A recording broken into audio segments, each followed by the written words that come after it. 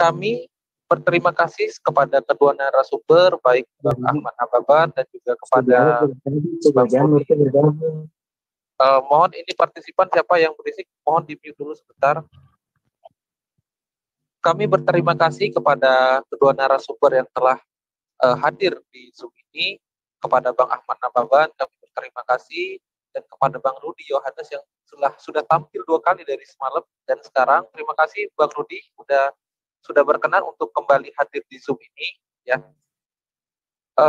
Pada dasarnya baik dari Islam maupun Kristen itu memiliki sudut pandang yang berbeda mengenai pewahyuan kitabnya masing-masing, di mana kalau dari kami selaku umat Muslim itu memiliki pandangan bahwa pewahyuan itu tidak seperti halnya Bible, namun melalui perantara malaikat yang dimana diwahyukan melalui malaikat Jibril kepada Nabi Muhammad, begitu. Kemudian dilisankan oleh Nabi Muhammad kepada sahabat, dan kemudian sahabat kemudian menulis. Nah, sejatinya Al-Quran itu tidaklah seperti halnya yang kita baca sekarang. Al-Quran yang kami pegang sekarang itu adalah mushaf, gitu ya. Sedangkan Al-Quran yang tertulis dalam Al-Hijr ayat 9 itu benar, terjaga, tetapi bukan mushafnya yang dijaga, tetapi apa yang dilisankan oleh kami, yang dimasukkan ke dalam hati umat manusia, itulah Al-Quran yang sesungguhnya. Sedangkan Bible, sebagaimana pendapat umat Kristen, ya seperti itu, kami tidak bisa menjelaskan, tapi tidak apa-apa. Yang penting di sini, alhamdulillah tidak ada caci maki, tidak ada hujat menghujat. Kita tertib, alhamdulillah, terima kasih ya. Sekali lagi saya berterima kasih kepada kedua narasumber, dan untuk sesi keempat ini adalah sesi tanya jawab antara partisipan kepada narasumber. Dimohonkan untuk kedua narasumber masih berkenan di Zoom ini, karena ini adalah bagian partisipan bertanya kepada kedua narasumber. Yang raise hand pertama kali adalah Kadrun Network. Silakan Kadrun Network. Saya tahu kamu ingin bertanya kepada pihak Muslim. Silakan Kadrun Network. Open mic. Iya, terima kasih saya diberi kesempatan ya. Assalamualaikum kepada peserta Zoom ini. Saya ingin bertanya kepada siapa tadi, Pak Ahmad Nababan ya? Ya.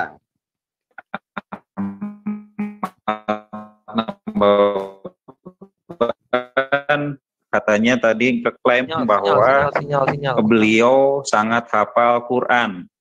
Itu bisa dipertanggungjawabkan tidak? Seandainya bisa. Ya, Kadrun. Halo. Ya, silakan. Halo. Silakan Kadrun. Halo. Silakan. Ya. Kedengaran? Ya. Saya bertanya kepada Ustadz. Sinyal Kadrun. Suaranya putus. Ustadz ya, Pak. Suara dulu aja. Ahmad. Suaranya putus Kadrun. Ya. Tadi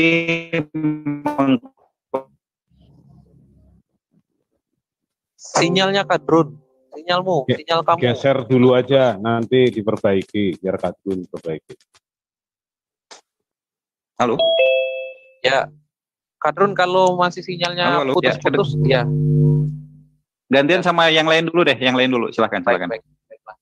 Ya, sebelum saya memberikan kepada partisipan, saya ingin memberitahukan bahwasannya bagi yang ingin mengikuti perdebatan seperti ini, mungkin bisa dihubungi kepada humas kami, yaitu Mbak Dita Rosalba selaku humas. Dan juga acara ini diselenggarakan oleh ISDN dan juga Emerald Channel. Nah, sekarang kita masuk lagi ke partisipan yang selanjutnya. Pak Agus Peno, silakan Pak Agus Peno selaku pemegang timer, mungkin bisa bertanya. Ada yang ingin ditanya? Oke. Silakan Pak Agus. Iya. Suara saya jelas nggak ya? Jelas. Ya, terima kasih. Ini saya arahkan tentunya kepada Bang Rudi ya. Silakan. Saya melihatnya Bang Rudi, mohon maaf ini semacam kritis ya, kritis saja, kritik. Jadi enggak bertanya. Bang Rudi itu sepertinya gagal paham, jadi dalam hal ini Bang Rudi pelajari dulu apa itu hadis, apa itu ya. Jadi begini, dalam sejarah pembukuan Al-Quran itu, Bang Rudi, itu orang-orang yang melakukan pembukuan itu tidak jauh dari Nabi Muhammad. Ya, Abu Bakar, Umar, Utsman, semua itu adalah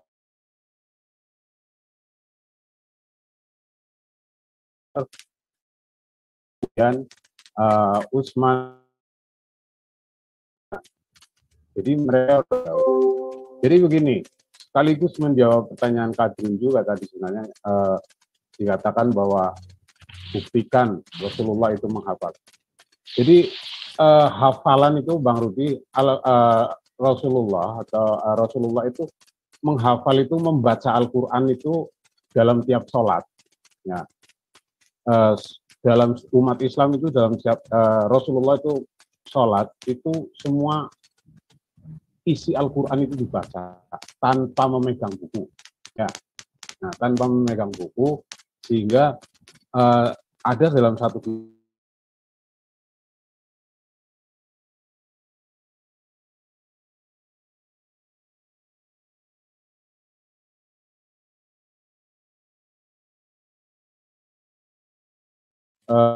sahabat yang makmum, ya, datang makmum. Dikatakan bahwa sahabat itu sampai gemetar kakinya, ya, karena lamanya surat itu, panjangnya surat itu dibaca. Nah, begitu selesai Rasulullah salam dan mengatakan beliau bahwa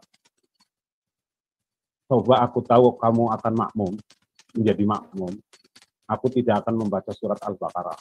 Itu, ya, Bang Rudi. Jadi itu dihafal semua, ya. Kemudian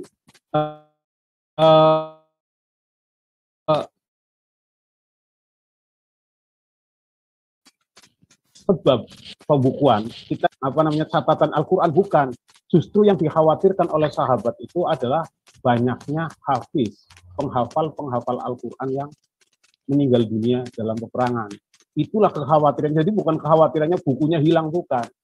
Sehingga apabila orang yang sisanya ini habis, nanti ketika melakukan verifikasi akan keabsahan Al-Quran itu bingung gitu, atau terlalu lama waktunya, jaraknya, sehingga dalam waktu itu disepakati untuk Quran ini dibukukan.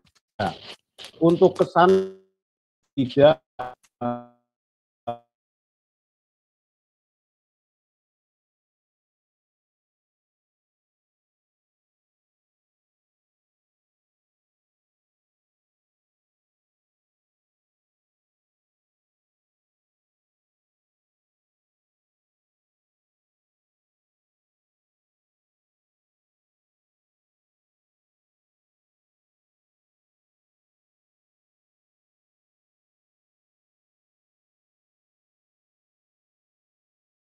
ulama-ulama di saat ada perbedaan tentang hukum. Ya. Kalau hadis itu terjadi perbedaan itu sudah biasa. Sama-sama sahih, sama-sama sumbernya sama-sama sahih, itu berbeda isinya bisa jadi. Ya. Nah, karena itu hadis itu ada merupakan semacam sudut pandang dari siapa yang menceritakan, ya. Ya, kalau yang menceritakan sama biasanya hanya kalimatnya yang berbeda. Tetapi kalau hadis itu berbeda, itu biasanya sumbernya itu berbeda semua. Ya, berbeda. Sanad-sanadnya itu berbeda. Jadi itu Bang Rudi ya.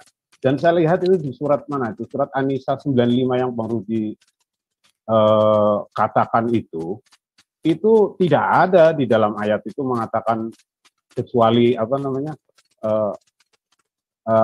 yang di kalimat Rasulullah ketika mengatakan kecuali kamu, kecuali yang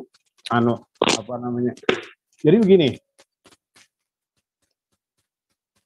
kalimat uzur itu sudah disebutkan di ayat pertama, di bagian ayat pertama, ya. Nah, di bagian ayat pertama itu pengecualian itu sudah ada di bagian ayat pertama. Akan tetapi si buta ini mungkin diletuk. Mungkin dia baru datang atau gimana, diletuk. Kemudian Rasulullah menegaskan kembali gitu. Rasulullah menegaskan kembali gitu ya. Coba itu, wah, kalau enggak percaya surat Maryam berapa? Silakan di-share ya.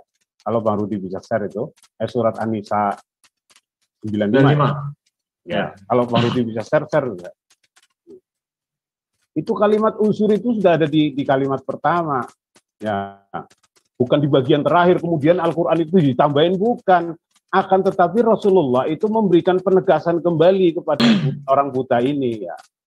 Nah, bahwa ya kamu termasuk bagian yang dalam ayat ini, bahwa orang yang tidak kamu tidak termasuk dalam bagian yang duduk-duduk itu orang yang malas, orang yang artinya tidak mau berangkat tapi berangkat berjihad tapi dia tidak punya alasan. Jadi gitu, Bang Rudi ya. Pertanyaannya terlalu panjang, Anda boleh menyanggahnya dan terima kasih pada host atas waktunya. Ya, terima kasih dari Pak Agus Penuh. Ternyata itu adalah sebuah tanggapan ya. Dan Bang Rudi silakan. Oke. Menanggapi kembali. Terima kasih. Ya, terima kasih.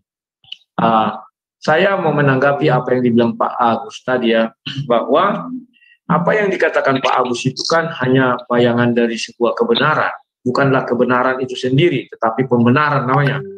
Sudah jelas-jelas di Al-Quran, ketika Al-Quran itu diturunkan kepada Nabi Muhammad, kitab suci belum ada. Tetapi Al-Quran itu masih di dalam hati sanubari Nabi Muhammad. Maka disuruhlah Nabi bacakan. Nah, ketika surah 15 itu ayat 9 dikatakan, bahwa Allah mengatakan, kamilah yang menurunkan Al-Quran. Benar. Dan buka ayat yang lainnya dikatakan Al-Quran itu disimpan di dalam hati Muhammad, diturunkan. Kemudian dibilang kamilah menjaga, betul, menjaganya di dalam hati Nabi Muhammad. Nah, ketika dituliskan, diucapkan Nabi, maka banyaklah penghafal atau hafiz yang menghafalkan para sahabat. Pertanyaan saya dari tadi, tak ada satupun yang bisa menjamin satu orang itu hafal mulai dari ayat 1 sampai ayat bukan ayat 1, surah 1 sampai surah 114. Kan tidak ada yang bisa menjamin bahwa dia hafal surah itu dari surah 1 sampai 114. Tidak ada itu. Maka yang terjadi adalah bagian per bagian. Dan kita sudah tahu kok bahwa banyak yang mati habis itu.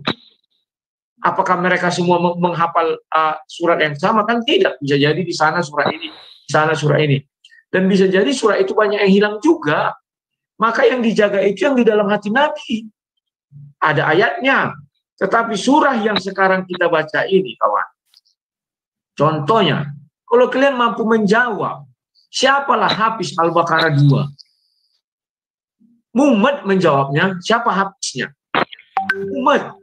Nah, maka dari itu kalau kita lihat perawi juga, apakah perawi A dengan B terus sama? Contoh, hadis Sahih Bukhari 3, itu perawinya itu sumbernya dari Aisyah dan terakhir siapa gitu, ada 6 urutannya, silsilahnya. Tetapi di 6467 isinya sama ceritanya itu, yang itu 11, 5 lagi dari mana? Dan perawi pertamanya sumbernya itu Aisyah, sama-sama Aisyah 2 hadis ini. Yang akhir juga sama, tetapi isinya berbeda. Yang di Sahih 3, Waraka itu menulis dalam bahasa Ibrani. Yang di Sahih 6467, Waraka itu menulis dalam bahasa Arab.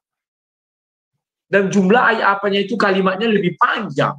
Dari situ saja sudah kelihatan bahwa sekalipun orangnya yang sama, kalau mengucapkan hafalan, ya begitulah.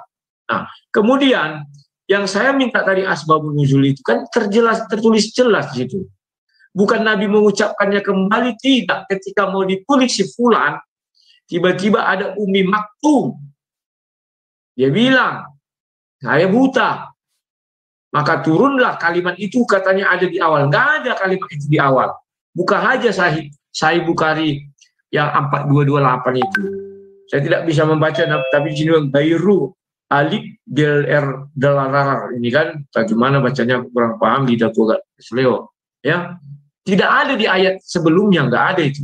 Nah, kemudian Kalau kita katakan yang berupa buku sekarang ini yang dijaga, sedangkan mazhab yang pertama kita nggak tahu di mana. Kalau itu ada, oke, kita bandingkan, bisa. Yang di Birmingham itu yang paling tua. Lucunya ketika uji karbon, itu adanya 568 sebelum Nabi lahir. Sudah ada Al-Quran itu. Dan itu lucunya hanya surah 18 sampai 20. Berarti surah 1 sampai 17, surah 21 sampai 114 kemana?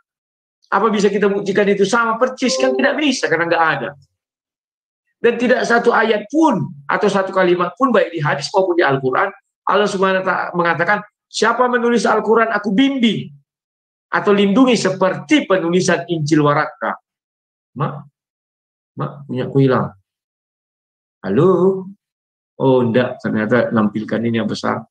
Nah, itu sudah jelas-jelas, kawan ya. Nah ini, di sini adalah An-Nisa 95 di layar itu ya.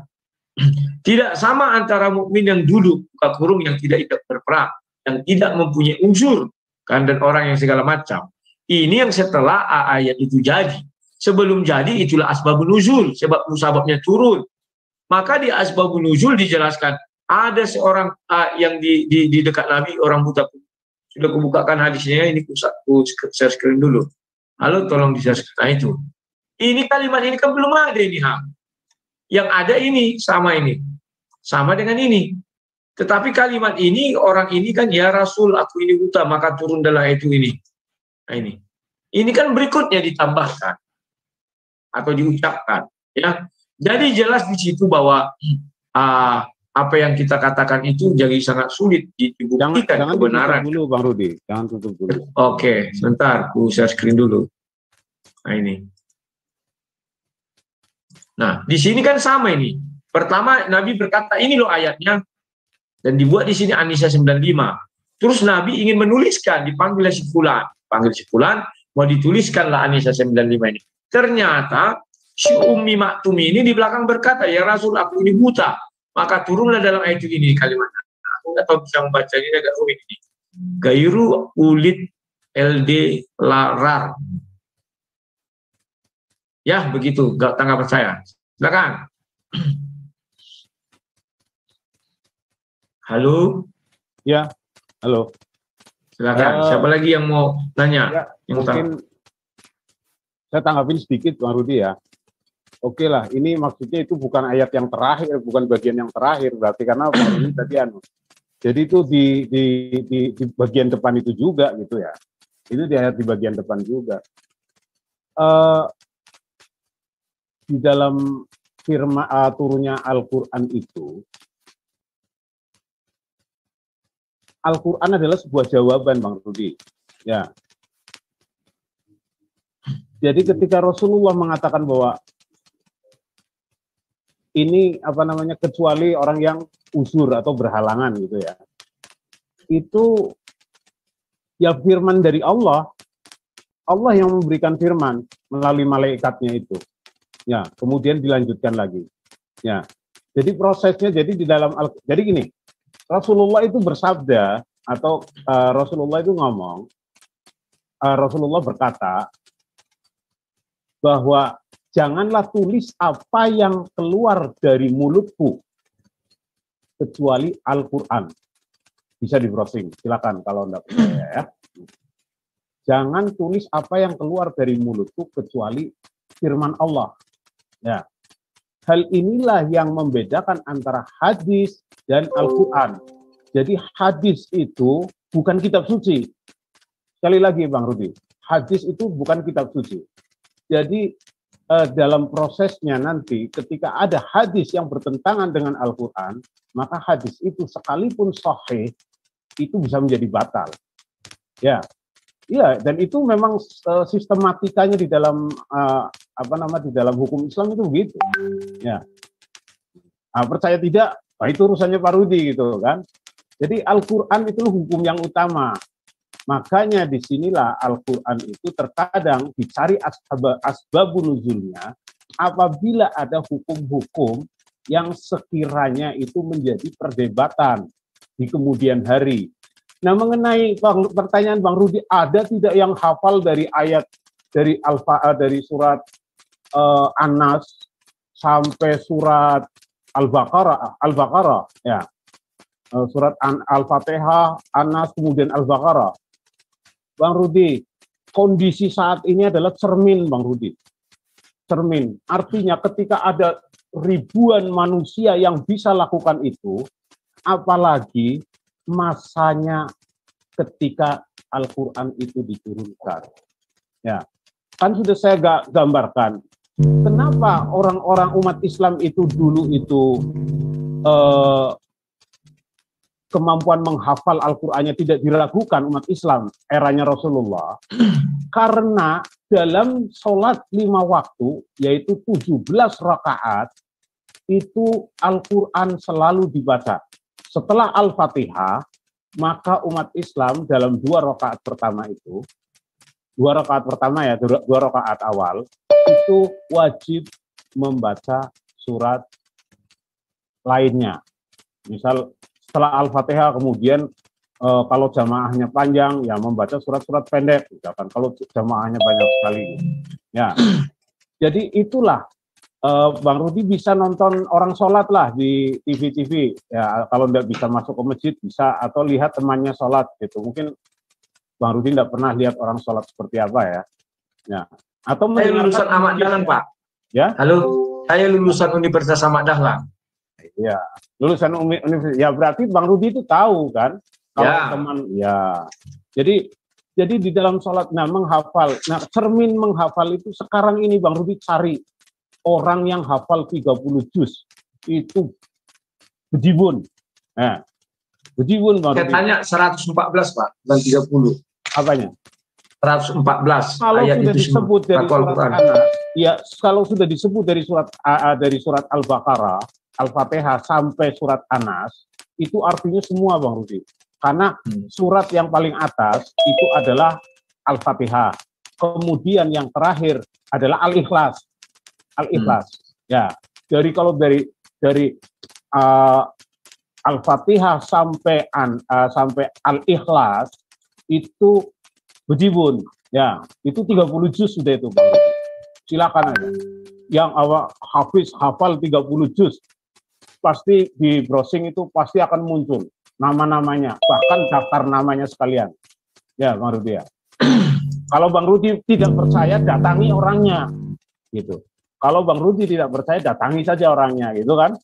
Jadi daripada dijawab di sini kan lucu.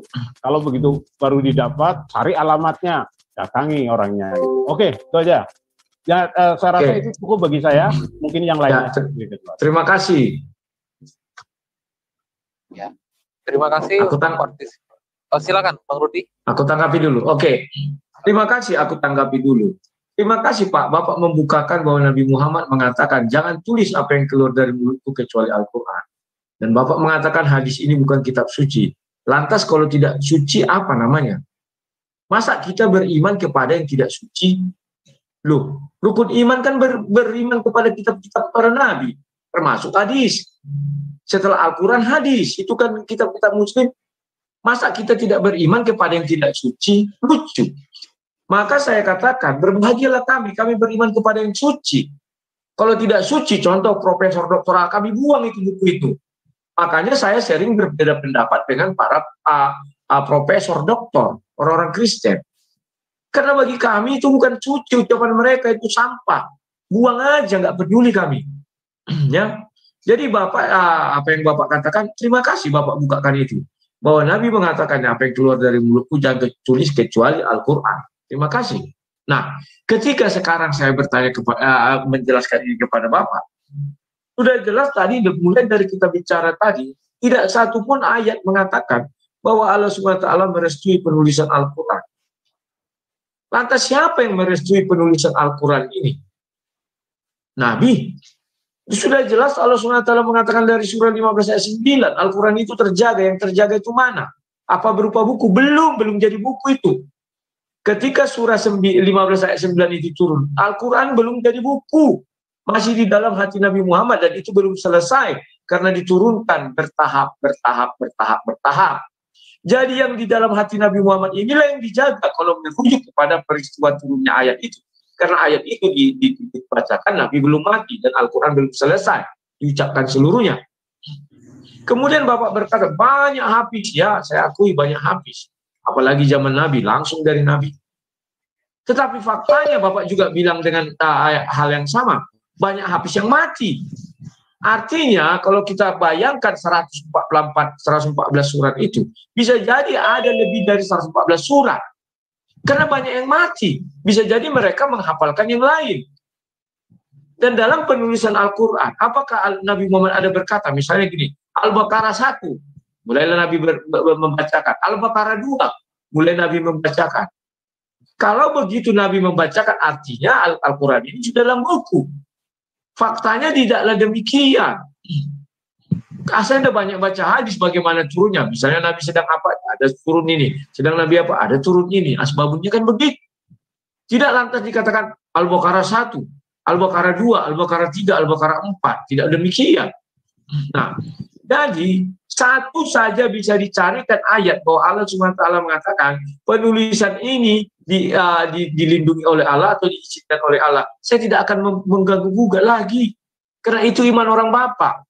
Sama dengan kami ketika dicatatkan tadi di 2 Petrus 2 itu diilhamkan Roh Kudus, dan di surah yang ayat yang satu lagi bahwa diilhamkan oleh Allah. Ayatnya ada sehingga orang luar tidak bisa mengganggu gugat karena ayatnya ada. Kalau ayatnya tidak ada berarti asumsi. Mana ayatnya bahwa Allah SWT melindungi Al-Quran ketika ditulis tangan manusia? Tidak ada. Tetapi mana ayatnya ketika Waraqah bin Naufal menulis Injil itu atas seizin Allah SWT? Ada. Sahih Bukhari ayat 3. Kalau itu pun tidak kita percayai, ya buat apa ada hadis? Kan lucu. Kita tidak percaya kepada hadis. Wah itu nggak bisa begini-begini. Terus ngapain ada hadis? Kan itu. Dan Sahih Bukhari 6467 dalam bahasa Arab sesuai kehendak Allah. Sudah jelas. Sekarang yang mau kita jabarkan lagi. Ketika Waraqah menulis itu, berapa jarak umurnya dengan Nabi Isa? Jauh. Orang Muslim pun mengakui bahwa Nabi Isa membawa ajaran Injil. Belum ditulis kata mereka, tetapi yang ucapan Nabi itulah semua Injil itu. Maka Waraqah menulis tahun 500-an atas seizin Allah. Tentu Allah mengutus Jibril untuk bertemu dengan Waraqah dan mengatakan, oke, Allah mengizinkan kau Waraqah. Artinya Waraqah pun sekelas rasul, sekelas Nabi karena datangi Jibril. Dari mana Waraqah tahu isi Injil itu? Hidupnya sudah jauh daripada Isa. Tentu malaikat Jibril yang membimbing. Ini loh isinya, ini isinya. Sehingga dituliskanlah di hadis sesuai dengan kehendak Allah. Ditulislah sesuai izin Allah. Artinya, Jibril tiap hari bertemu dengan Waraqah untuk menurunkan ayat itu juga dituliskan. Perintah penulisan ada. Sementara Al-Quran tidak ada perintah penulisan. Dan tidak ada yang mengawasi. Ketika Nabi Muhammad menjadi Nabi, Jibril masih turun naik surga. Ada nggak ayat Jibril mengoreksi tulisan itu? Tidak ada juga. Itulah sebabnya dikatakan terjaga, yang di dalam hati Nabi terjaga, nggak ada yang bisa merubah-rubah itu. Atau kita langsung saja mengatakan Nabi yang menulis Al-Quran. Ya saya setuju. Artinya terjaga karena Nabi yang langsung menulis. Tetapi kalian kan nggak percaya Nabi yang menulis. Tetapi para sahabat dan Hafiz Zaid membuat itu kan dalam Utsman. Oke, sekian dan terima kasih. Ada pertanyaan lagi? Oke, terima kasih dari Bang Rudionis. Tapi sebelumnya saya sebagai moderator ingin mengembalikan ini kepada host bahwa acara ini telah selesai dan masuk ke sesi partisipan ya, gitu ya. Saya lupa tadi. Silakan untuk host ambil alih. Oke, terima kasih. Selamat ketemu kembali Bang Rudi Hanes. Malam Farhan. Bukan Farhan. Aku bukan Farhan. Aku Yogi. Kakaknya. Oke, kakaknya. Siap. Ya, terima kasih. Masih siang di sini. Tuh, masih siang. Di Arab. Ya, terima kasih.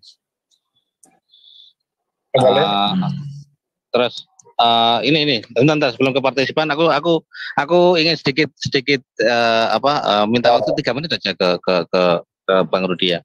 Ini Bang, silakan. Ketika Bang Rudi mengatakan bahwa banyak hafiz yang meninggal, yang syahid ketika ketika di zaman Khalifahan Utsman bin Affan, memang benar. Tetapi ya, Khulafaur Rasyidin, 4 khalifah itu 4 sahabat Rasulullah seperti Abu Bakar As-Siddiq, Utsman bin Affan, Umar bin Khattab, dan Ali bin Abi Thalib, itu mereka adalah penghafal Al-Quran.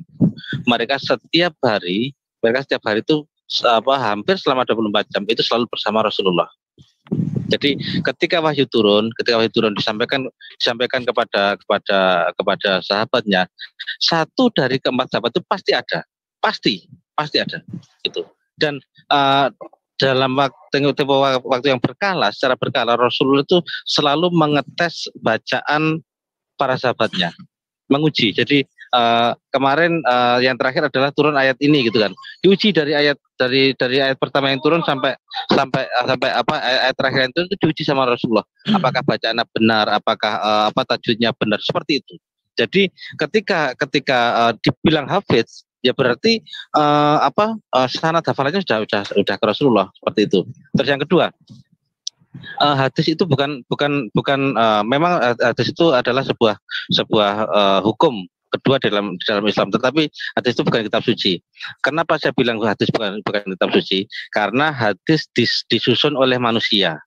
Benar itu adalah perkataan Rasulullah, tapi hadis itu disusun oleh manusia. Dan bedanya dengan Al-Quran, ketika kita membaca hadis, kita tidak diwajibkan untuk berwudu. Tapi kalau ketika kita membaca Al-Quran, kita wajib untuk berwudu. Orang-orang yang menstruasi itu tidak boleh menyentuh Al-Quran, nggak boleh. Itu wajib untuk berwudu. Makanya kita mengatakan Al-Quran adalah kitab suci. Dan kitab suci yang di dalam umat Islam itu bukan termasuk hadis. Hadis bukan termasuk. Kitab suci itu adalah Al-Quran, Injil, Taurat dan Zabur.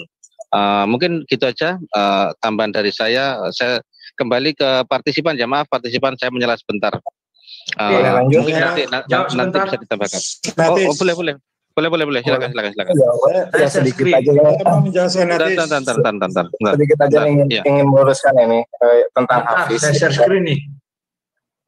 Saya share screen. Sebentar Bang Muklis. Nah, tolong dilihat di surah Maryam ayat 56. Jelas di sana dikatakan, dan ceritakanlah Muhammad kisah itu dalam kitab buku Al-Quran. Sesungguhnya dia seorang yang mencari kebenaran dan seorang nabi. Saya sudah mencari di dalam Al-Quran, tidak saya temukan kisah bagaimana kebenaran yang dibawa oleh Nabi Idris dan bagaimana jalannya menjadi nabi. Saya nggak temukan. Jadi kalau dikatakan bahwa hafiz-hafiz itu menghafal dan kita akui ada yang mati, bisa jadi kisah Nabi Idris ini terbawa mati oleh mereka.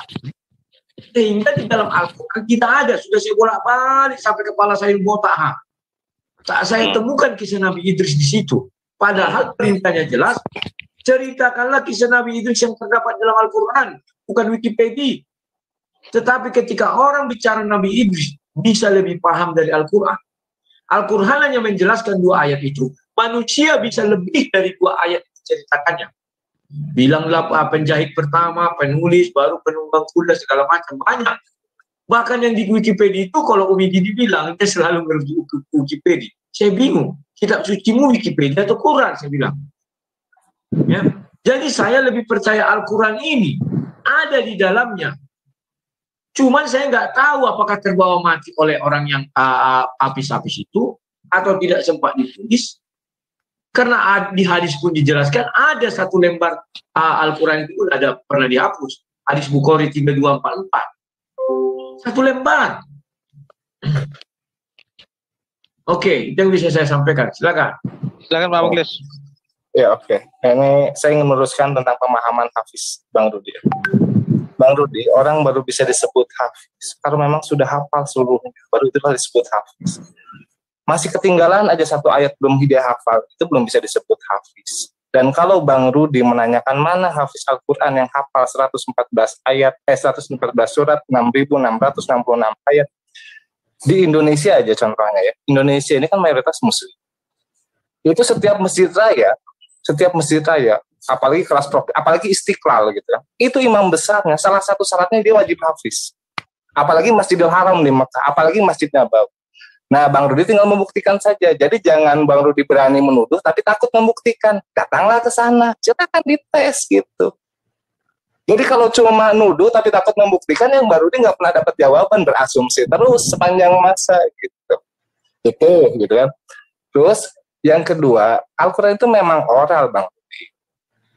Allah itu kalau menyebutkan kitab dalam Al-Kitabullah, itu maknanya itu tergantung konteks ayatnya. Jadi kitabullah itu berarti itu merujuk ke firman-firman Allah. Walaupun kitab itu secara Arab juga berarti buku, tapi kan tergantung konteks ayatnya. Jadi Allah itu bukan menjaga buku, tapi menjaga firmannya, makna ayat-ayatnya. Sejarah Al-Quran itu oral, dan Bang Rudi sebenarnya sudah paham dari tadi juga bahwa sejarah Al-Quran itu oral, yang dijaga itu oralnya. Hafiz, makanya muncullah para hafiz. Nabi Muhammad itu hafiz pertama di muka bumi, lalu para sahabat, lalu umatnya pun banyak yang jadi hafiz. Dan hafiz itu bukan produk percetakan seperti mushaf-mushaf yang tertulis.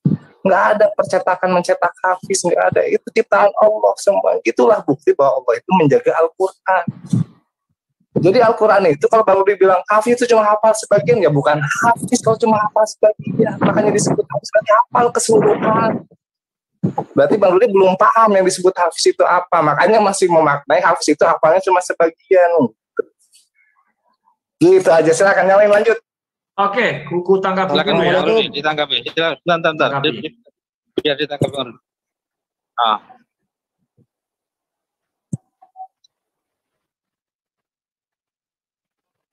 Oh iya, mohon maaf. Berapa? Oh iya, terima kasih. Ya, oke.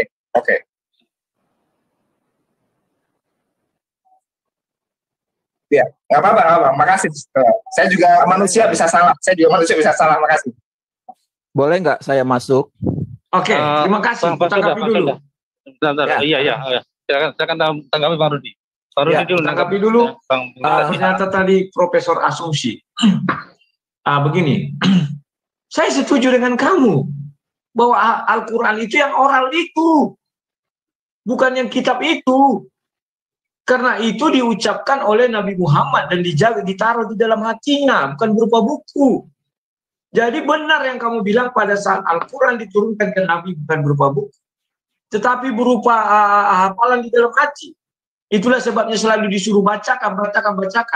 Setiap hari Jibril menyampaikan, setiap hari Nabi menyampaikan juga. Itu yang terlindungi, tidak bisa satu orang pun menggabungkan. Kemudian, kalau kita bicara tentang hafiz, sekarang saya share screen dulu. Saya percaya kalian tidak akan mengatakan Aisyah ini bukan hafiz, bukan tidak paham menceritakan sesuatu. Aisyah ini, jangankan kalian bilang sahabat Nabi terus-terusan dengan Nabi. Aisyah 24 jam lagi tidur dengan Nabi. Apakah sahabat tidur dengan Nabi? Kan tidak kan? Nah, ini saya buka, ini Bukhari 3. Ya, ini Bukhari 3. Di sini sumbernya ini, sumber kesaksiannya ini Aisyah. Dan yang terakhir Yahya bin Bukair. Ya, sama ini. Nah, kemudian saya buka lah di bawahnya ini ada ayat penguatnya, hadis penguat 6467. 6467 ya. 6467. Ini sama juga, Aisyah juga. Ini Aisyah, ini ya. Ya. Ini Yahya bin Bukair, sama. Tetapi isi ceritanya berbeda. Yang satu bicara tentang Waraqah bin Naufal itu dia menulis dalam bahasa Ibrani, sementara di sini Waraqah bin Naufal itu menulis dalam bahasa Ibrani. Ini bahasa Arab, yang satu lagi bahasa Ibrani. Di cerita yang satu lagi ada ikro, ya di Bukhari 3. Di sini ada ikro. Itu sudah orang yang sama loh mengucapkan. Bisa terjadi hal yang namanya tidak kesinkronan atau berlebih atau berkurang. Itulah sebabnya saya meminta mana ayat di mana Allah SWT membimbing penulis Al-Quran itu. Nanti boleh saya tapi sebentar. Karena saat itu Jibril masih ada. Jibril kan masih ada, Nabi masih hidup. Tapi setelah Nabi wafat, Maka dikumpulkanlah semua hafiz dan masa-masa, bukan hanya hafiz loh, karena dibutuhkan juga masa-masa itu. Ya, dikumpulkan beserta hafiz-hafiz, tetapi fakta sejarah mengatakan sudah ada yang meninggal, mati di medan perang. Karena itulah ditulis, kalian bilang tadi kan. Nah, pertanyaan saya, ketika Nabi mengucapkan itu, apakah sudah seperti sekarang surah 1 sampai surah 114? Kan demikian. Kalau dikatakan sekarang orang sudah ada yang bisa habis surah 1 sampai surah 114. Karena sudah ada kitabnya. Jadi apa yang diucapkan dia bisa dikoreksi. Dia ucapkan dia bisa kita koreksi dan bisa dihafalkan. Tapi kalau oral, zaman dulu belum ada tulisan, bagaimana? Masa Nabi berfirman pas sholat, kalian bilang tadi kan pas sholat diucapkan satu ayat, beberapa ayat. Misalnya Al-Baqarah 1 ayat 1. Al-Baqarah 2, Al-Baqarah 3. Apa gitu Nabi? Kan tidak. Oke, silakan. Kalau ada yang mau menanggapi lagi, yang mau bertanya. Saya tanggapi sedikit sebentar. Saya tanggapi sedikit mengenai penulisan Al-Quran. Itulah detailnya ajaran Islam. Ada hukum-hukumnya. Ya Bang Rudi, ada hukum-hukumnya dalam ajaran Islam itu. Kalau ada perintahnya, maka itu akan berhukum wajib. Harus dituliskan. Tapi kalau ada larangannya dan kita melakukan, itu akan berhukum haram karena kita melanggar larangan. Nah, permasalahannya tadi Bang Rudi bilang kan, tidak ada perintahnya, tapi juga kan tidak ada larangannya. Jadi tidak berhukum haram juga menuliskan Al-Quran itu gitu. Tapi para sahabat itu menganjurkan, dan para sahabat juga itu bisa bernilai sunnah kalau anjuran para sahabat menganjurkan untuk menuliskan Al-Quran. Itulah indahnya ajaran Islam, detail. Dalam segala hal itu ada strata hukum-hukumnya. Beda dengan ajaran Bang Rudi gitu kan. Ya, ini Bang Rudi kan tanya, nggak ada perintahnya. Oke, tapi juga nggak ada larangannya. Berarti menuliskan Al-Quran itu tidak berhukum wajib, tapi juga tidak berhukum haram, tidak dilarang. Gitu Bang Rudi. Jadi harus pelajari ajaran Islam secara detail. Pelajari juga hukum-hukum Islam dalam segala hal gitu, termasuk dalam hukum penulisan Al-Quran. Ya begitu, silakan. Yang lain lanjut. Ya, boleh. Kutanggapi dulu. Kutanggapi sebentar. Kutanggapi. Tidak ada larangan dan tidak ada perintah. Ingat, Allah SWT mengatakan apa terhadap orang yang menulis Taurat, yang menulis Injil dengan tangannya sendiri. Allah tidak suka kitab sucinya ditulis-tulis seperti itu. Dan kalau kita buka hadis, ada ayatnya. Contoh Injil itu difirmankan langsung, seizin Allah. Harus ada izin baru waraka menulis. Taurat tidak ada di dalam Al-Quran izin kepada siapa menulis, tak ada. Hanya Injil lah yang punya izin ditulis oleh manusia, yakni Waraka bin Naufal. Apakah kita nggak percaya hadis itu lagi? Kalau nggak percaya, ngapain dibuat? Ngapain kalian baca-baca hadis? Ngapain asbabun ada mengambil dari hadis? Bahkan kalian katakan ada larangan. Dan Nabi Muhammad, kalian siapa tadi mengatakan bahwa sudah melarang untuk menulis hadis. Buktinya hadis terbit dan diimani dan dijadikan sumber untuk asbabun nuzul. Kan itu. Oke, silakan kalau ada yang bertanya lagi. Assalamualaikum, saya Bang Saya Rudi. bolang dong. Boleh dong, saya dari tadi ini mau masuk nih. Bang Rudi, saya Oke, menjelaskan. terima kasih Pak Rewan Villa. Giliran ini Bang Osman. Iya, saya boleh masuk ya? Silakan. Saya mau menjelaskan tentang hadis dan as-sunnah kepada mereka. Bisa enggak? Saya boleh masuk tak ini? Tunggu giliran dulu. Gantian aja Bang. Dipanggil oleh moderator itu. Saya pun pengen masuk gitu. Silakan Pak Sundang. Ya, saya masuk ya. Assalamualaikum warahmatullahi wabarakatuh. Waalaikumsalam. Salam buat semuanya, salam sejahtera ya.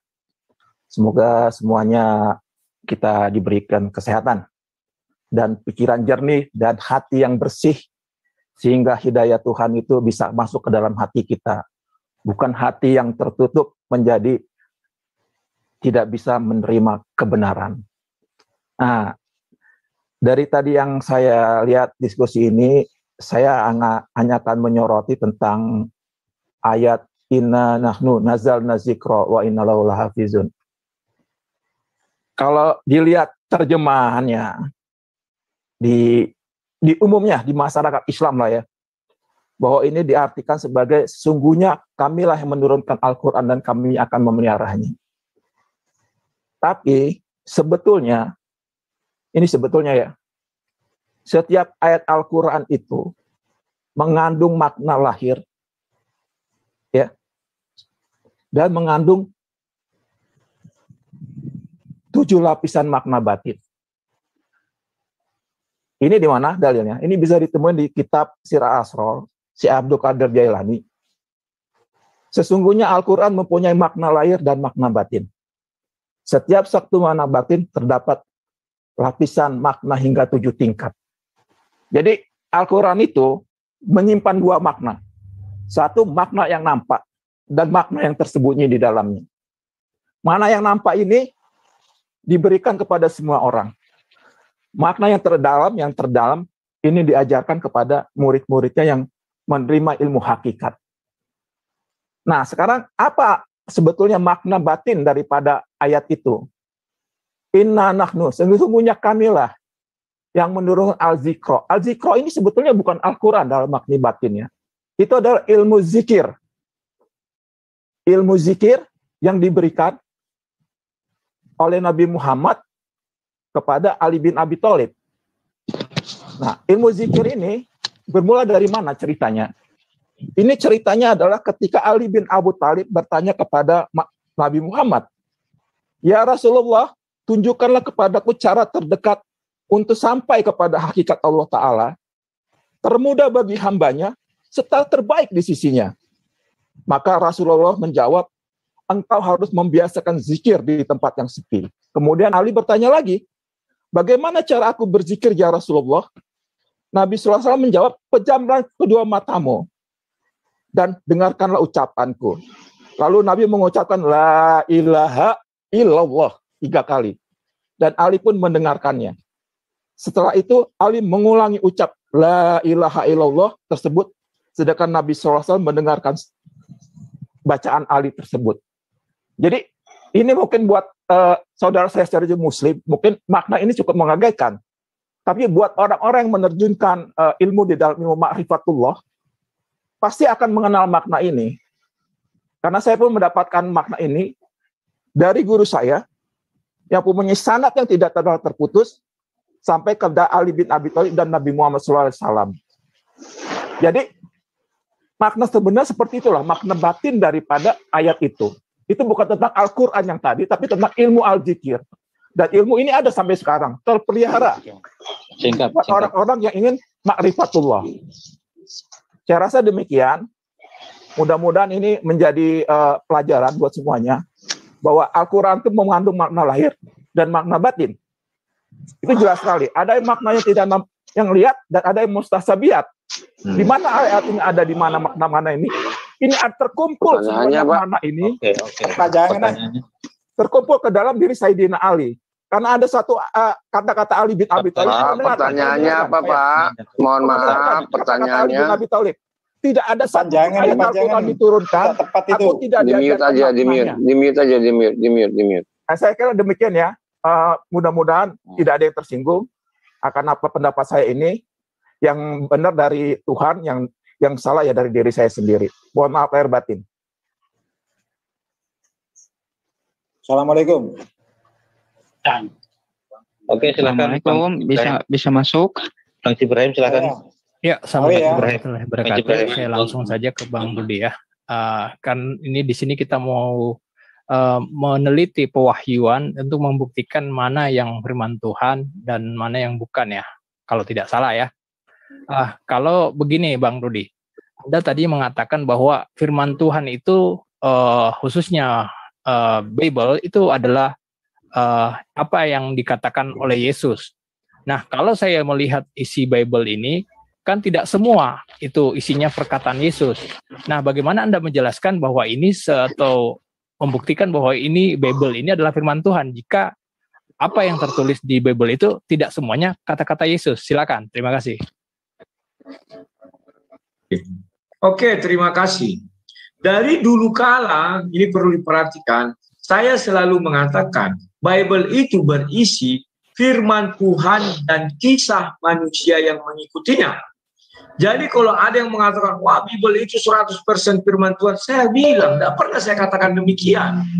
Saya selalu mengatakan firman Tuhan dan kisah manusia yang mengikutinya. Karena Tuhan itu selalu hadir di tengah-tengah bangsa Israel atau umatnya, maka ada kisah yang mengikuti di situ. Itulah sebabnya di dalam Bible ada ucapan Musa, ucapan Yosua, ucapan Yesus, ucapan Paulus, ucapan Yudas, ucapan yang lain-lain ada di dalamnya. Itu yang bisa saya beri gambarannya. Silakan. Assalamualaikum. Cukup, terima kasih. Silakan. Saya Bang Rudi. Silakan Pak. Bang Rudi.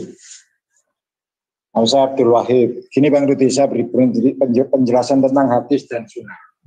Hadis itu bukan sunnah. Dasarnya itu silakan buka An-Najm 3 dan 4, Quran surat ayat 6 ayat 50. Bang Abe kok nyerobot? Bang Abe kok nyerobot? Belum waktunya, Bang.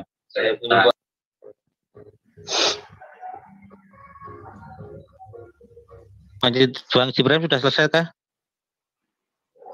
Sudah, saya cukup. Silakan. Sudah itu, sudah. Silakan ditanggapi Bang Rudi. Sudah juga tadi. Sudah. Bang Yogi udah, iya. Benar itu Bang Awi, itu baru Bang Tristan, baru saya. Oh gitu. Ya udah. Silakan Bang Awi, silakan. Silakan, maaf. Ya enggak Pak. Maklum saya kan orang biasa gitu. Bukan orang luar biasa. Gini Bang Rudi. Saya juga orang biasa. Hadis itu bukan setiap yang hadis itu bernilai sunnah, as-sunnah. Dasarnya Nabi Muhammad itu kan bertindak, berkata berdasarkan wahyu. Silakan tolong dibuka yang langsung aja 650 tolong. Kalau ada Al-Qur'an. Surat 6 ayat 50. Yang An-Najm itu kan wa ma yantiqu anil hawa in huwa wahyu yuha. Nabi Muhammad itu tidak berkata melainkan berdasarkan wahyu. Jadi kalau ada hadis tidak sesuai dengan Al-Quran, itu bukan wahyu dari Allah. Itu. Kalau ada hadis bertentangan dengan Al-Quran, itu bukan wahyu Allah. Karena hadis diucapkan oleh Nabi Muhammad, disaksikan oleh sahabat, disaksikan oleh kerabat, juga disaksikan oleh musuh Nabi. Ingat ketika Nabi menyiarkan Islam, itu dimusuhi. Sehingga potensi untuk digoreng itu sangat tinggi. Dan itu semua Nabi ketika mengajarkan tentang agama, itu dimusuhi, diperangi, dihina, diejek. Katakan orang gila, penyihir. Sama, Isa juga gitu. Waktu hidup, dikatakan seperti itu. Ketika sudah mati, ajarannya dirubah. Dibilang ini loh dari Isa yang dibawa yang sekarang ini. Ajaran Isa tidak seperti itu. Ajaran Isa sama dengan Al-Quran. Dasarnya Al-Quran Al-Baqarah ayat 213. Tolong bukakan ini. Kalau bisa. Bisa enggak?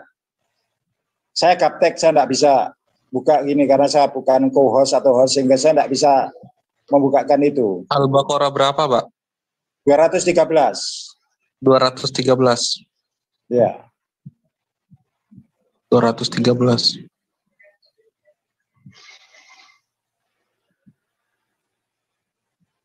Bunyinya kanan nasu umatan wahidatan gitu. Sebentar ya, Pak. Ini bunyi apa nih? 213. Itu lama ini.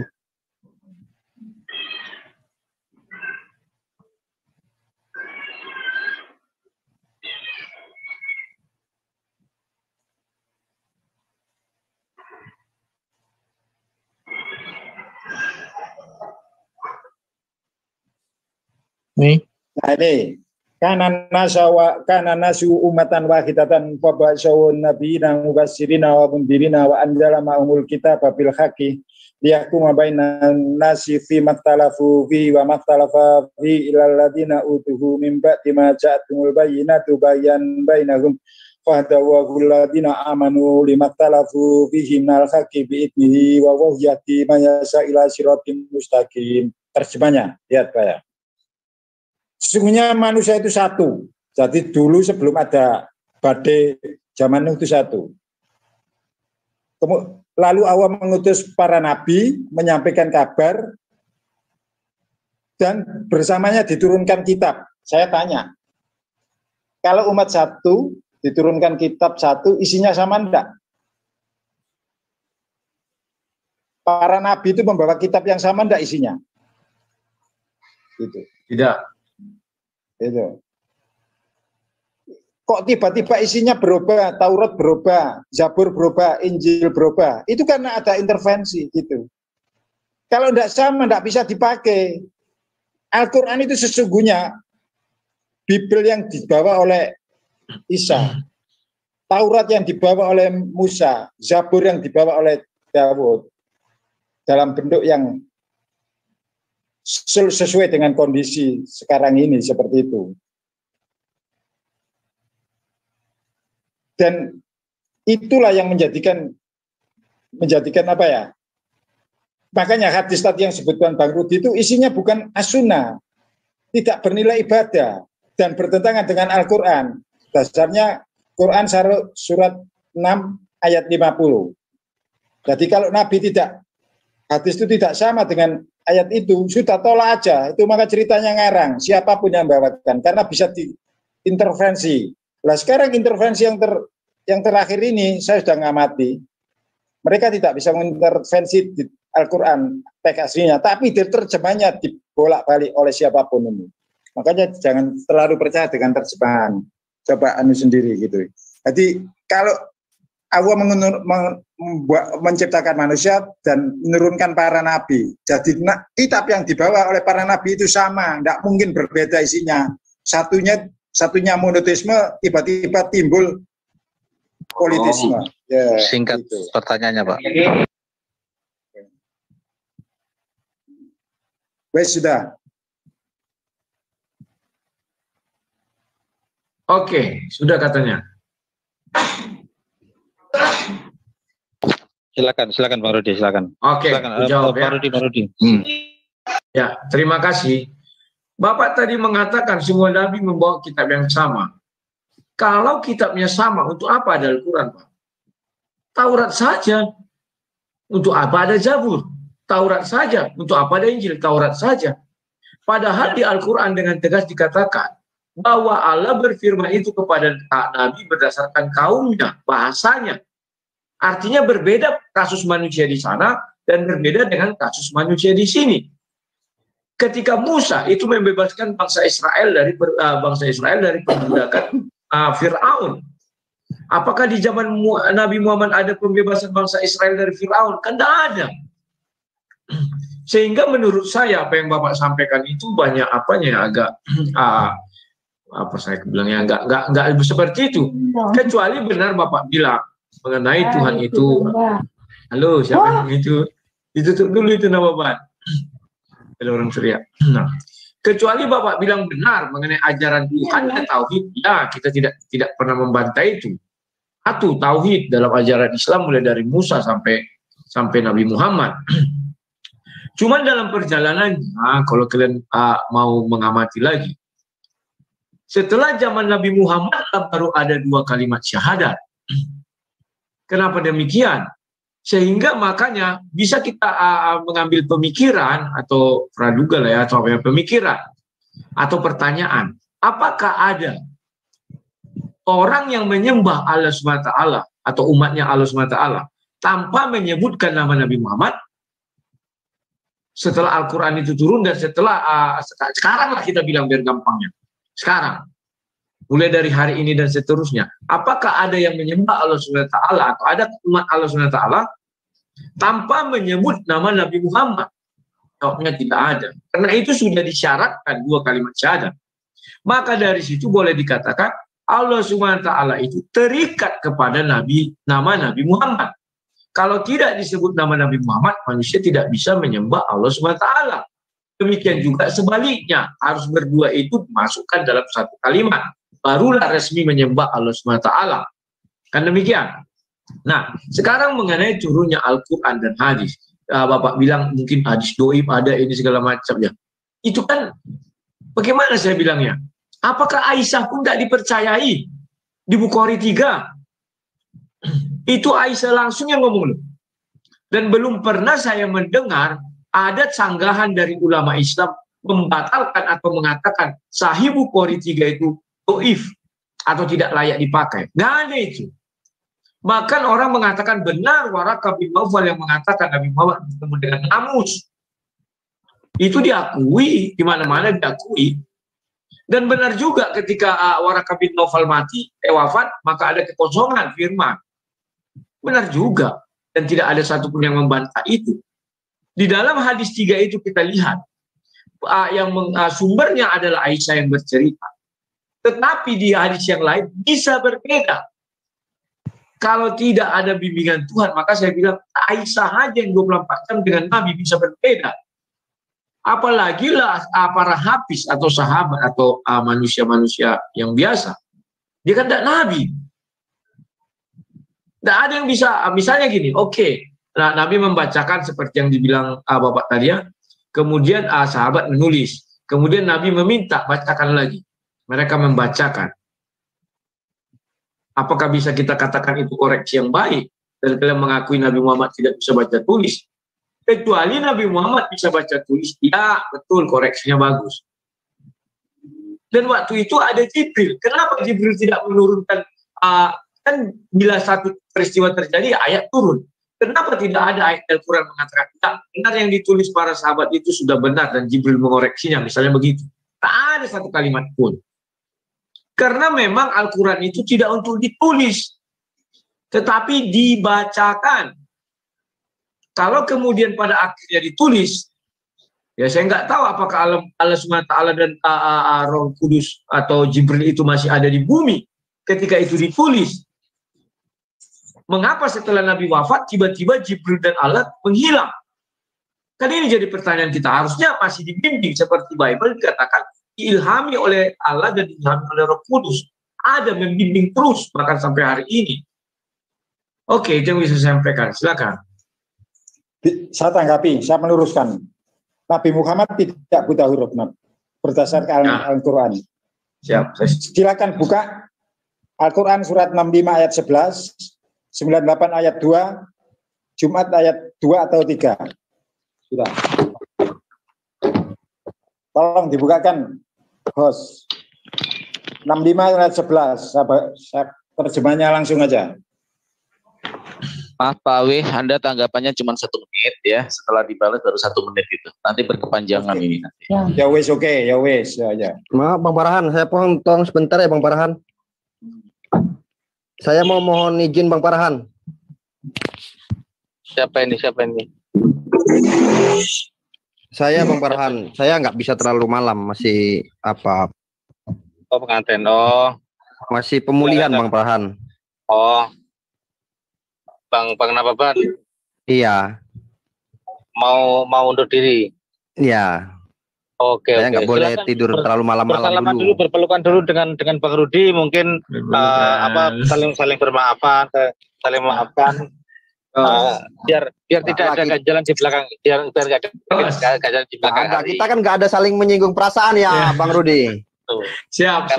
Kalau soalnya gini, kalau dosa itu ada kaitannya dengan dosa muamalah, itu yang bisa memaafkan itu kan cuma manusia.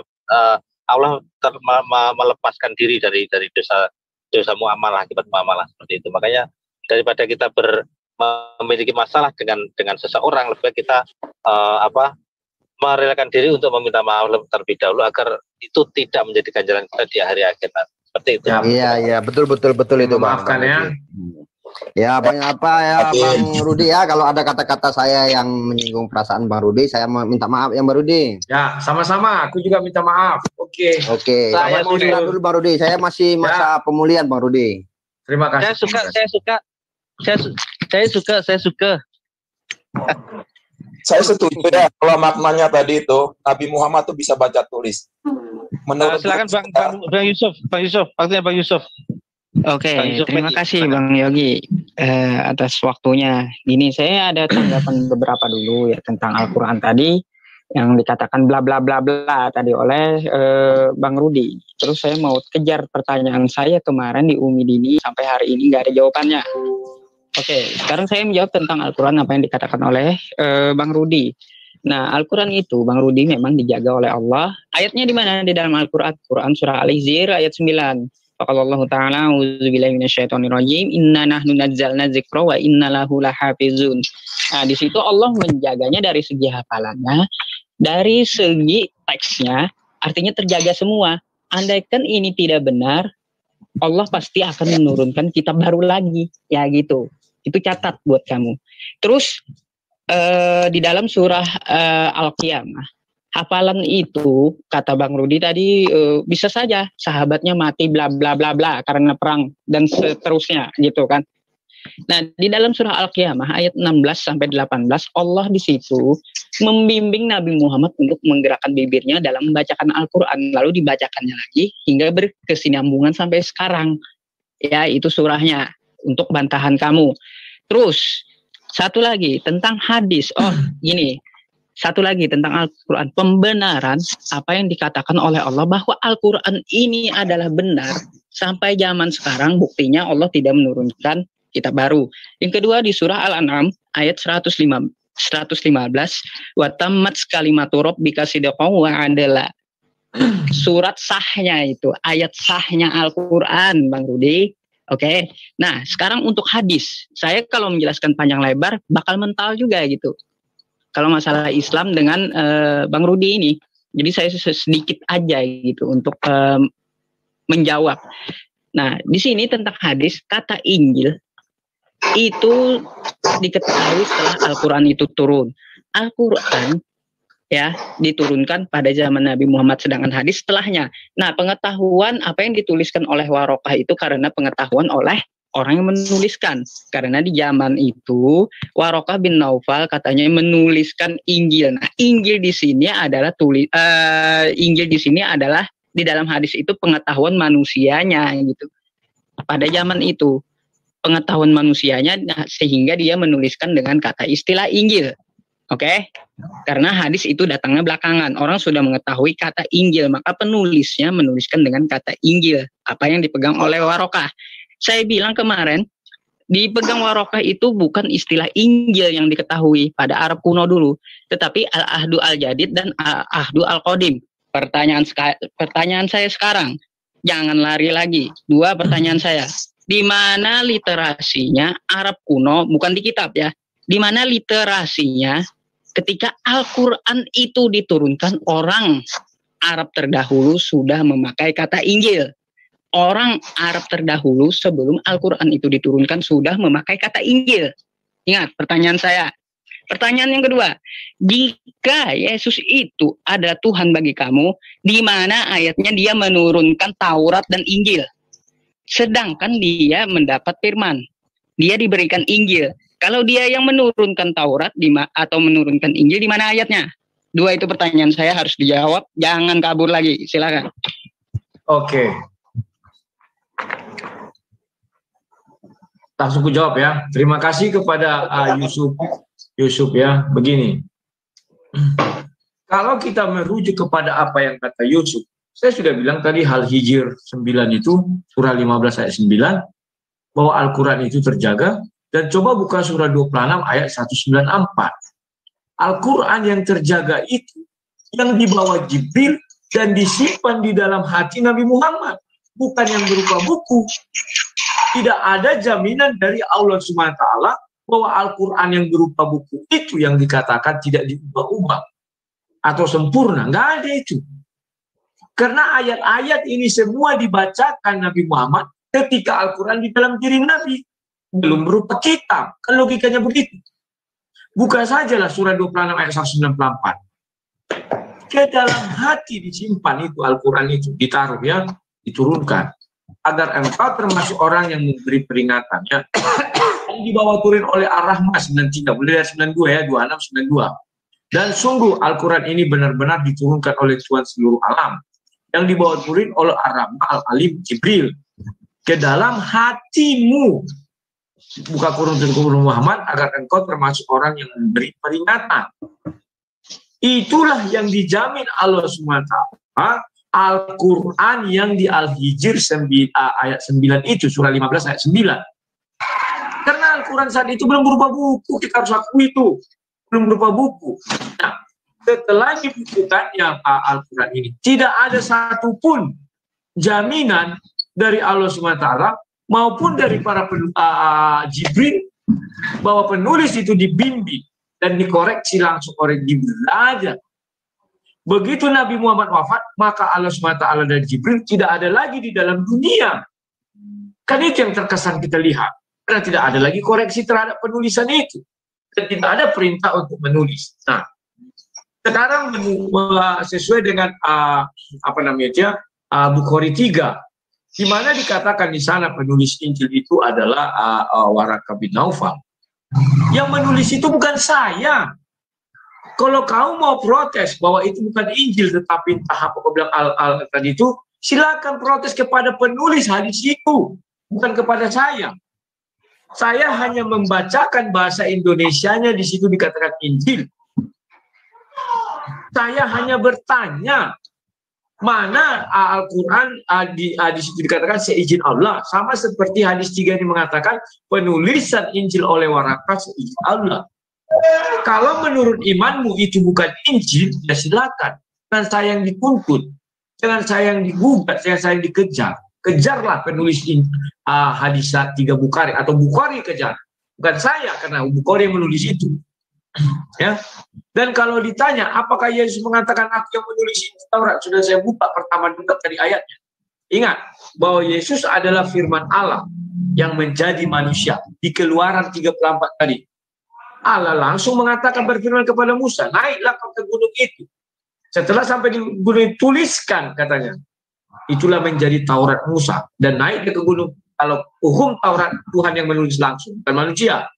Itulah baru satu-satunya yang bisa kita katakan tulisan tangan Tuhan. 10 hukum Taurat itu. Kalau yang lain memang ada campur tangan manusia, karena manusia nulis. Mana mungkin Tuhan menjatuhkan kitab dari langit. Ya, mohon diperhatikan. Silakan. Terima kasih. Yang lain. Oke, Bang Farhan. Coba Bang Farhan moderator. Pertanyaan saya 2 kagak ada yang dijawab satu pun. Semua sudah saya.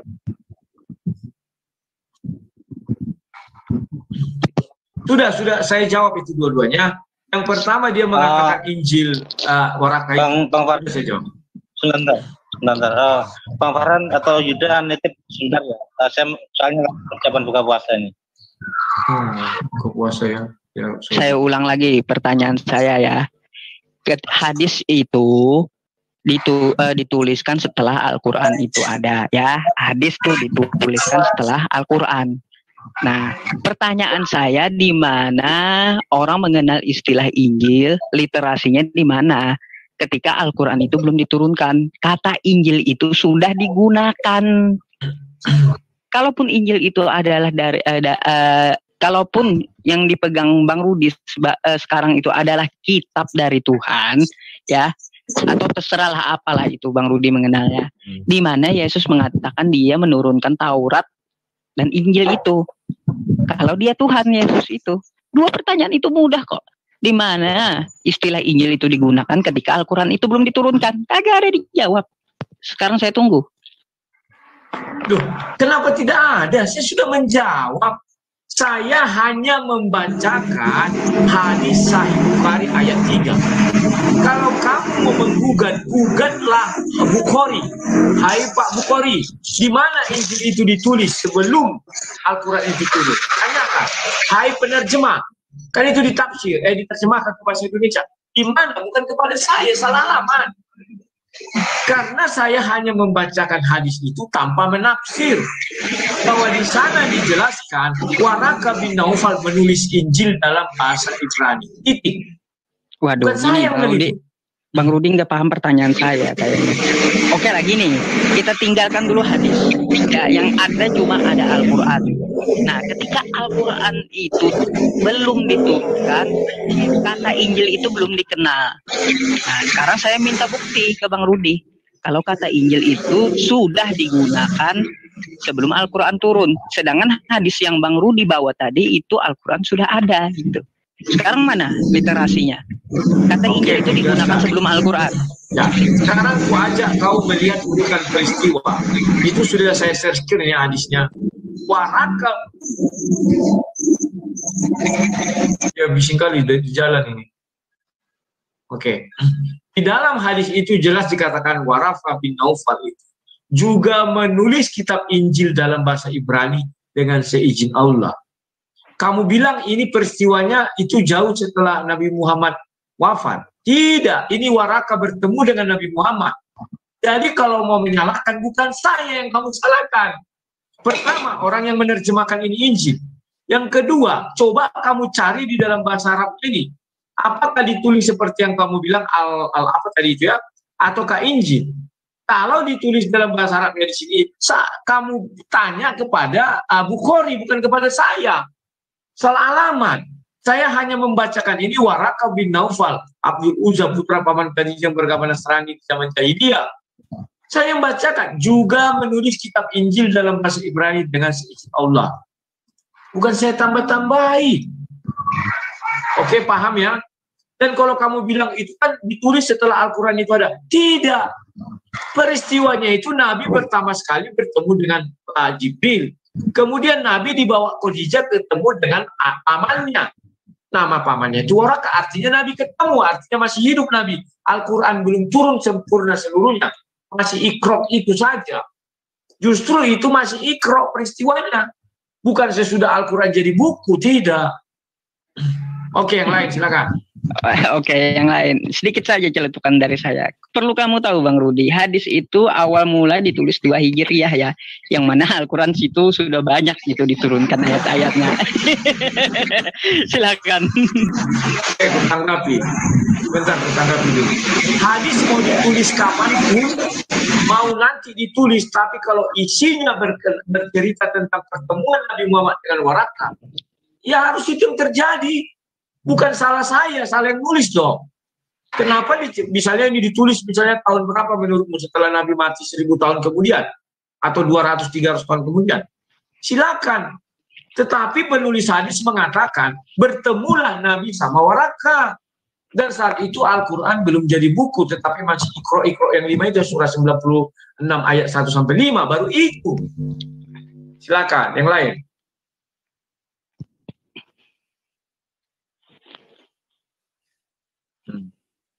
Ya.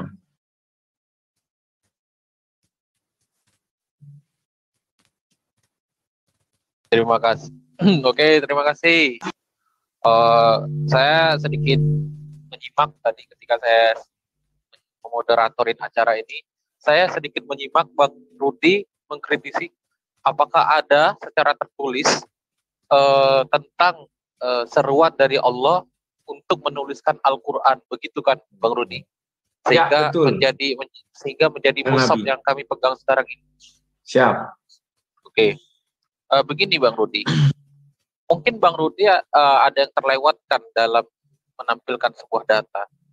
Secara eksplisit tidak ada ayat yang seperti itu yang mengatakan wahai Nabi, tulislah Al-Quran ini ke dalam sebuah lembaran dan dijadikan mushaf, tidak ada. Namun kalau Bang Rudi cermati An-Nisa ayat 59 yang bunyinya begini, a'udzubillahi minasyaitonirrajim, bismillahirrahmanirrahim, ya ayyuhalladzina amanu atiullah wa atiur rasula wa ulil amri minkum. Yang artinya, wahai orang-orang yang beriman, taatilah Allah dan taatilah Rasul, tanda kurung Muhammad, dan ulil amri atau tanda kurung pemegang kekuasaan di antara kamu. Nah, dari sini saja kita bisa pahami maksud daripada ayat ini. Taatilah Allah dan taatilah Rasul dan ulil amri. Ulil amri itu apa? Pengganti setelah Nabi Muhammad. yaitu para sahabat-sahabat yang menjadi khalifah-khalifah itu. Persoalan apakah Al-Quran, mushaf ini apakah dijaga oleh Allah atau tidak? Tidak begitu. Bukan mushaf yang dijaga oleh Allah, tetapi apa yang ditanamkan ke dalam hati para mukmin itulah yang dijaga oleh Allah. Sekian. Mungkin yang lain bisa menambahkan. Oke, kutanggapi dulu ya sedikit. Saya tambahkan bisa? Sebentar, kutanggapi dulu bisa? Silakan. Oke, saya tambahkan sedikit, Bang Rudi ya. Ya, aku tanggapi dulu bisa? Silakan Bang Rudi. Bang Rudi silakan. Saya mau tambahkan ini Bang Rudi. Ya, terima kasih. Kalau kita merujuk kepada An-Nisa 59 itu, memang dikatakan untuk mentaati Allah dan mentaati Rasul. Ya, maka yang mana yang lebih dahulu kita taati, Allah apa Rasul? Tentu Allah, karena dia pencipta langit dan bumi. Allah tidak ada memerintahkan kepada manusia di luar Nabi Muhammad untuk menulis Al-Quran. Gak ada. Ayatnya satu pun tidak ada. Bahkan memerintahkan Nabi pun untuk menulis tak ada. Tak ada ayatnya. Nah, terus kita kok nggak taat kepada Allah? Karena Allah mengatakan bacakan, kok kita tulis? Dan itu lagi pertanyaannya. Kenapa itu yang dilakukan? Ya itu saja yang bisa saya jawab. Silakan. Oke, begini. Saya tanggapi sedikit saja. Kalau mau merujuk ke sejarah, tentu kita mengetahui bahwasanya Al-Quran pada dasarnya adalah sebuah ajaran verbal atau lisan yang diajarkan secara lisan, bukan secara tertulis. Tetapi apakah Nabi Muhammad tidak pernah menyuruh para sahabatnya untuk menulis di media manapun? Tentu Nabi Muhammad menyuruh. Buktinya di pelepah kurma dan lain semacamnya. Artinya, ketika Nabi Muhammad mengajarkan Al-Quran ini secara lisan, Nabi Muhammad pun juga mengajarkan ini, Nabi Muhammad pun memerintahkan ini kepada para sahabat untuk mencatat setiap apa yang diucapkan Nabi Muhammad. Maksudnya apa yang telah diwahyukan Nabi Muhammad, para sahabat itu mencatatnya. Begitu.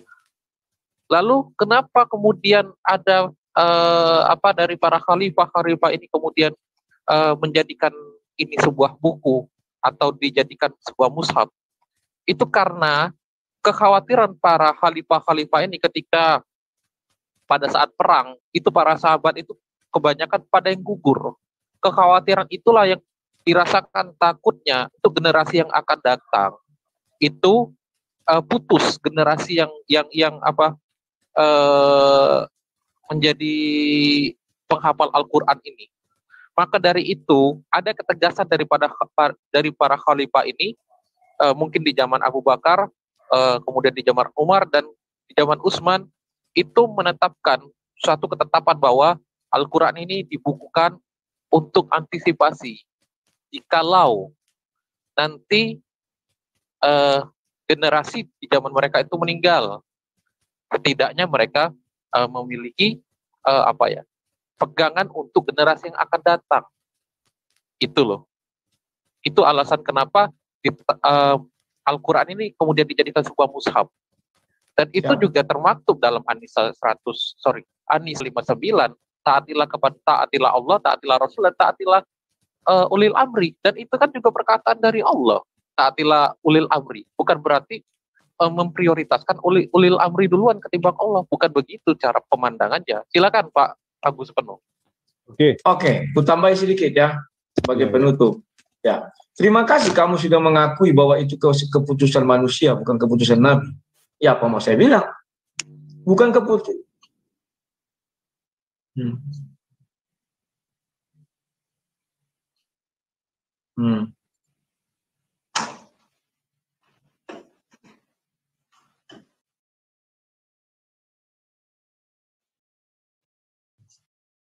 Oke, sekarang kita lihat secara logika.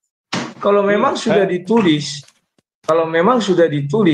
pada zaman Nabi oleh para sahabat, maka untuk apalagi Hafiz? Ini aja hasil tulisan inilah dikumpulkan, artinya sudah lengkap, dan itu yang dibukukan. Dan demikian.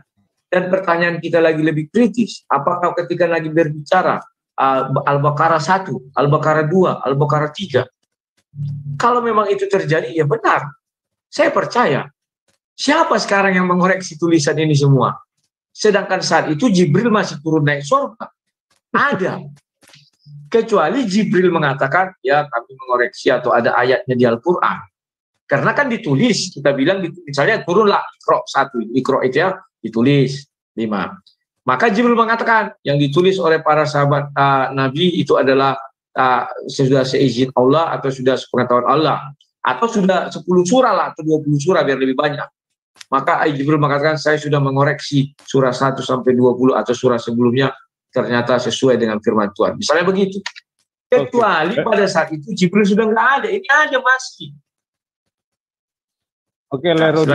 Saya tambahkan Lerudi ya. Saya tambahkan. Begini. Ya.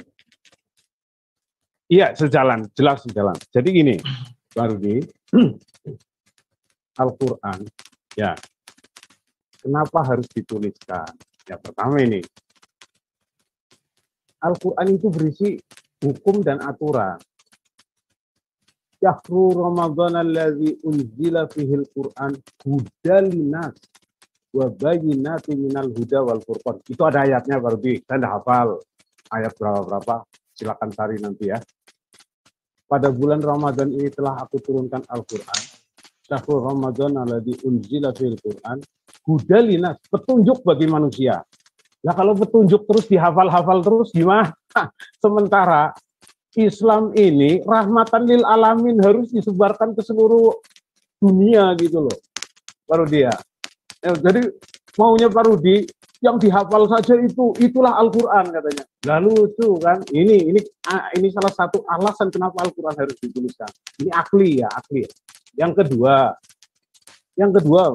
Pak Rudi, saya senang sekali Pak Rudi itu mengimani Warakah. Ya Pak Rudi ya. Injil yang ditulis oleh Warakah itu atau Bible yang ditulis Warakah itu adalah Injil atas izin Allah. Benar Pak Rudi. Dan Pak Rudi setuju enggak itu? Cukup ya, setuju enggak? Benar enggak? Oke. Kalau saya dikatakan bahwa Warakah penulis Injil Nabi Isa, saya setuju. Setuju. Iya, betul. Terima kasih. Setuju. Ya. Sayangnya Pak Rudi tidak mengikuti jejak Warakah. Warakah itu mengatakan, nah nanti dulu, Warakah mengatakan, Muhammad, kamu nanti akan diusir dari kaummu, katanya. Dan apabila aku masih hidup pada saat itu terjadi, aku akan membelamu, aku akan mendampingimu. Ya. Dan Warakah mengatakan juga ketika dilaporkan Muhammad itu mendapat diajak oleh istrinya menghadap Warakah, Warakah mengatakan namus besar yang diberikan kepada Musa kini datang kepadamu. Nah, sayangnya Pak Rudi itu tidak gitu loh. Padahal percaya bahwa Warakah itu penulis Injil yang mendapat izin Allah. Itu keanehannya Pak Rudi. Ingat Pak Rudi kalau sudah mengimani bahwa Warakah menuliskan Injil yang diturunkan oleh Allah dan Bible yang ditulis Taurat yang diturunkan oleh Allah, ya Injil diturunkan oleh Allah dan maka Pak Rudi itu harus mengikuti jejaknya Warakah. Ya. Jadi itu ada dua intinya yang saya terangkan ke Pak Rudi. Satu, bahwa Al-Quran itu petunjuk hudalinas. Ya, petunjuk bagi manusia. Satu. Wa bayyinati minal huda wal furqan. Dan yang menjelaskan, menerangkan tentang petunjuk-petunjuk itu. Wal furqan. Dan yang membedakan antara yang hak dan yang batil. Nah, kalau dihafal terus dari zaman Nabi Muhammad sampai sekarang, ya, kapan bisa nanti orang kutub utara itu bisa mengenal Islam? Bagaimana nanti orang Inggris bisa mengenal Islam? Karena tidak semua mereka itu mengenal Islam dari mendengar, dari hafalan, tetapi dari membaca. Makanya firman pertama baca Iqra. Ya, oke. Ya, oke, itu aja. Jadi Pak Rudi harus mengikuti jejak Warakah bin Naufal. Oke, itu sudah jadi lanjutan dari Tanggapi dulu punya Pak Abu Sid ya. Oke. Terima kasih Pak Agus. Saya suka dengan Pak Agus ini. Tanpa sadar Pak Agus mengatakan bahwa Sahih Bukhari 3 itu adalah benar adanya. Ya benar. Saya setuju Pak Agus. Dan saya setuju bahwa Waraka itu penulis Injil Nabi Isa ya, ingat Nabi Isa. Ini ada yang bising loh, ini yang terbuka dekat apa orang banyak nih. Pak Agus mungkin ayah. Saya setuju itu Injil Nabi Isa ya. Dan saya setuju juga Waraka mengatakan bahwa Nabi Muhammad itu bertemu namus sama seperti Musa. Kalau tidak setuju saya, artinya saya tidak mengatakan Muhammad itu Nabi. Kan demikian. Saya setuju. Maka dari itu tak perlu lagi orang Islam seperti Kainama dan kawan-kawan menggali-gali ke Bible. Tak perlu. Orang sudah ada dia apa kok di hadis. Ya saya setuju. Tanpa Bible itu pun Muhammad tetap Nabi. Tak bisa diganggu-gugat itu. Tak perlu mengais-ngais ke Bible itu. Saya setuju. Ya. Dan kalau Pak Agus mengatakan bahwa berarti yang mau disampaikan di situ adalah bahwa Muhammad itu adalah Nabi, ya saya sudah katakan saya setuju. Dan kalau dikatakan lagi bahwa Waraka bin Naufal ini harus dan mengatakan terusir dari tempatnya segala macamnya itu, saya setuju juga. Karena dia yang menuliskan Injil dalam bahasa Ibrani, Injil Nabi Isa. Bahkan surah 61 ayat 6 saya setuju. Itulah satu-satunya Injil. Ya, mungkin itulah yang ada terdapat di dalam Injilnya Waraka. Pasti ada dong. Kenapa saya katakan pasti ada? Karena itu nubuatan.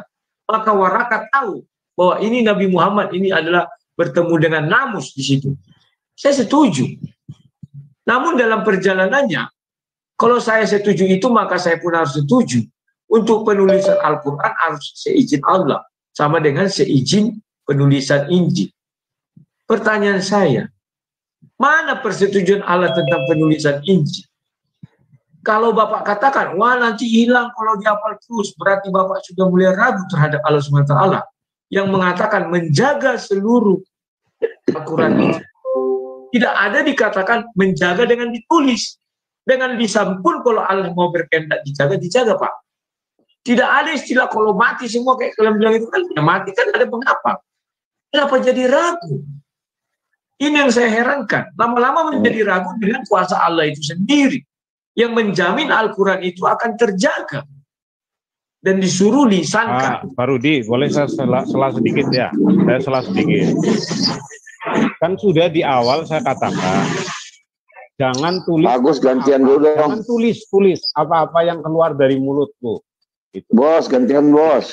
Oke, terima kasih. Nggak, Pak Rudi nggak paham apa yang saya katakan awal.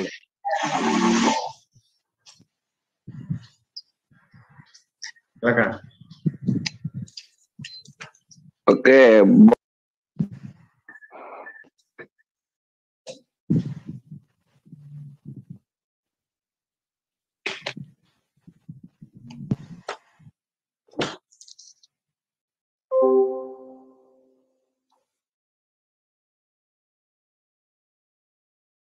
Siap. Halo Pak. Halo, dengar nggak? Ya, Pak ISDN, sebentar. Pak ISDN. Dengar nggak nih? Kalau bisa saya mohon maaf yang sedalam-dalamnya karena jam sudah 12. Kalian ini. Saya izin dulu lah, mau istirahat. Nggak akan sanggup lu jawab pertanyaan gua. Besok saya layani lagi. Nggak akan sanggup. Nggak akan sanggup, saya jamin. Saya sanggup. Nggak akan. Ya besok dibuktikan. Saya suka 5 menit saja, 5 menit. Berani nggak? Sebentar. Saya suka tangan ini challenge. Sebentar, saya suka berada di room ini. Kenapa moderatornya ini kulihat tegas. Kayak tadi ya, Pak Agus katanya. Terima kasih semuanya. Besok nanti saya apakan lagi. Bisa diajukan aja ke Pak ke ISDN. Besok saya hadir lagi. Mohon maaf semuanya, saya sudah mulai ini. Oke, terima kasih. Sampai jumpa semuanya. Salam. Oke, terima kasih.